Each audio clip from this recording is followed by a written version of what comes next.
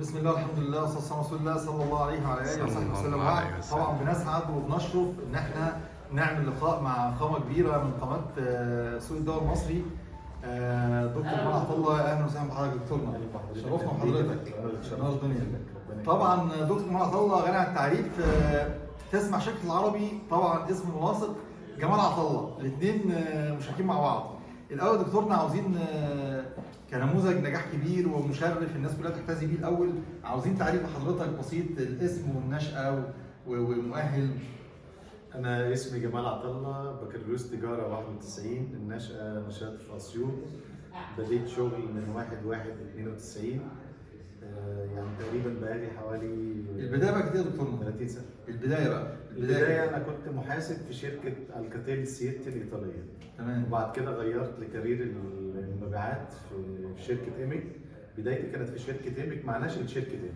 تمام. يعني أنا دايما بعمل الحمد لله، يعني بنشأ مع الشركات الجديدة وبنطلع بيها. كان مشهور عن دكتور جمال عطا الله ان هو تقريبا من اوائل الناس اللي بدأوا ينزلوا مخازن، يعني كان شركات التوزيع زمان في 2006 و2007 كان اللي يشتغل مع المخازن دي كانت في مشكله كبيره، لكن هو يمكن كان قاري السوق سابق شويه، وفي نفس الوقت كان عاوز يعمل بقى ايمج كبير للايمج بحضوره، فكان بدا يتحرك على المخازن. المعلومه دي منتشره، هل هي صح ولا غلط؟ هي الحقيقه الفكره كانت نشأت عن طريق الدكتور عوض جبر، اللي انا بفخر بيه، يعني ده كان استاذي ومعلمي الفاضل. ده كان العضو المنتدب ورئيس مجلس اداره شركه ايميك. هو اللي كان سابق للسوق، كان قاري السوق بدري قوي. عملنا لاين اسمه الكي اكونت. الكي اكونت ده كان يعني هو ده الاسم التجاري، بس كان في الاصل اللي هو في المخازن. تمام.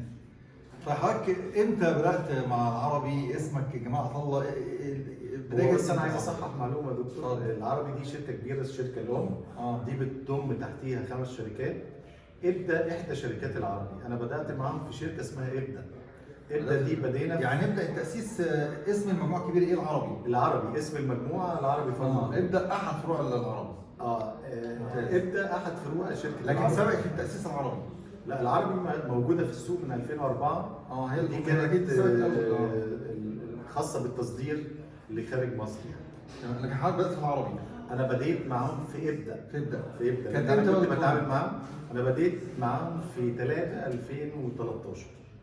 كانت البدايه، كانت طبيعه الشغل كانت الارقام تقريبا، اول بدايه الارقام كانت. هو احنا الحقيقه بدينا بشركه واحده، كان سيجما كان عندها الظروف يعني، فبدينا. يعني انت بدات من اول دخول سيجما مع بديت من اول دخول سيجما. بدينا كنا بنبيع تقريبا من حوالي 25 مليون جنيه في الشهر. وكانت هي الشركه الوحيده، وكان مسموح لنا ان احنا نبيع لمخازن في الوقت ده. تمام. طب حضرتك كقامه كبيره في سوق الدواء المصري، شايف عشان المخازن تحقق طفره ونهضه في الوضع الحالي، ازاي الناس داخل المخازن تفكر؟ ازاي تطور من نفسها؟ ايه اهم القرارات اللي ممكن تاخدها؟ تنصحهم بايه؟ الشباب اللي بيبدا في قطاع المخازن ازاي يطور من نفسه؟ ازاي ينتقل من كونه مخزن لشركه يشتغل بالسياسه العربي؟ ازاي يطور من نفسه؟ ازاي يرتقي؟ ازاي يعمل جديد في شغله من وجهه نظرك؟ خلينا نرد برد تاني. هو الحقيقه قطاع المخازن في مصر طور من نفسه كتير جدا. يعني كان زمان قطاع المخازن بياخد لا اما بضاعه مطبوعه على صديقك على ناس ثانيه، او كان بياخد بضاعه متظبطه بمكتب علمي. لا، ده قطاع المخازن دلوقتي انا بشكره، لان التوجه في قطاع المخازن ما بياخدش الا من الشركات المنتجه، او بياخد من شركات التوزيع بفواتير رسمي، وبيتعامل بسوق رسمي.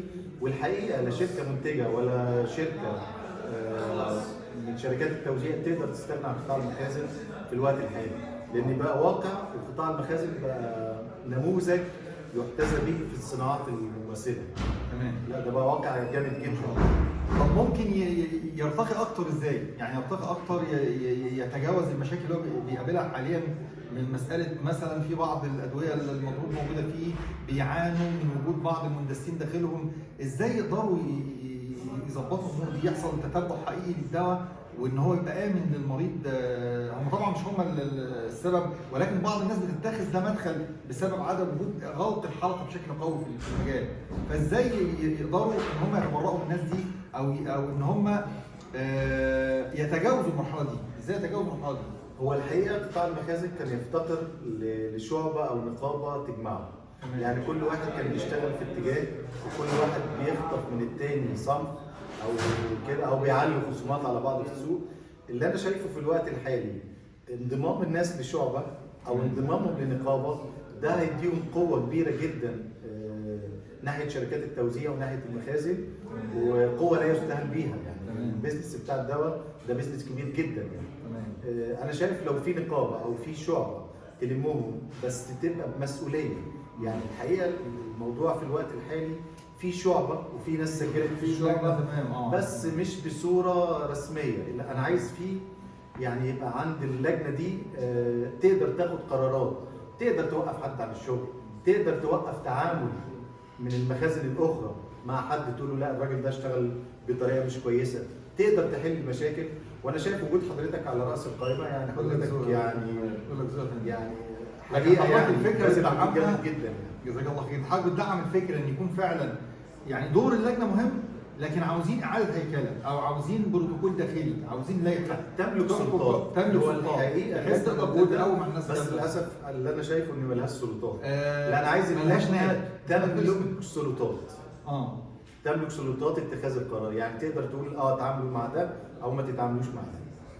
حضرتك الاول عاوزين نقول شايف ابدا راح فين الفتره الجايه، او اهم طموح ليك تحب تشوف فيه العربي توصل له كمجموعه، والحاجه الثانيه على الجانب الاخر ايه النصيحه اللي تقدمها للشباب في سوق الدواء المصري اللي هو لسه بادئ او حجم عمله قليل؟ لا انا شايف ابدا الحمد لله يعني في الفتره الاخيره احنا خدنا نموذج كان بعيد عن ان احنا نشتغل مخازن بس من الاول. احنا حاليا عندنا 5 قطاعات جوه ابدا.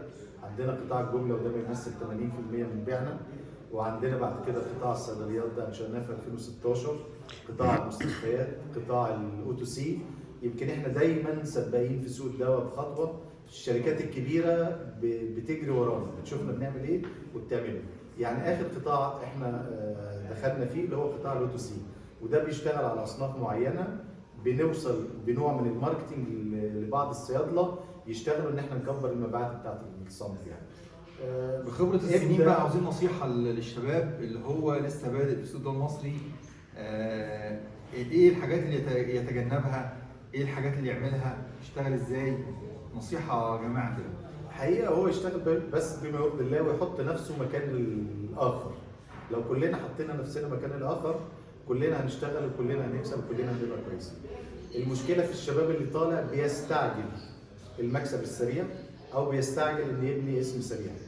من تجربه لا انت لما هتبني اسم سريع او هتبني مكسب سريع هتقع بسرعه، لكن خليك انتظر وان شاء الله ربنا يوفقك. طول ما انت شغال صح ربنا يوفقك. حاجه اخيره تحب تقولها بشكل عام لكل القطاع؟ قطاع الدواء يعني اصل سوق الدواء المصري يعني. ربنا يوفقكم واللي جاي افضل.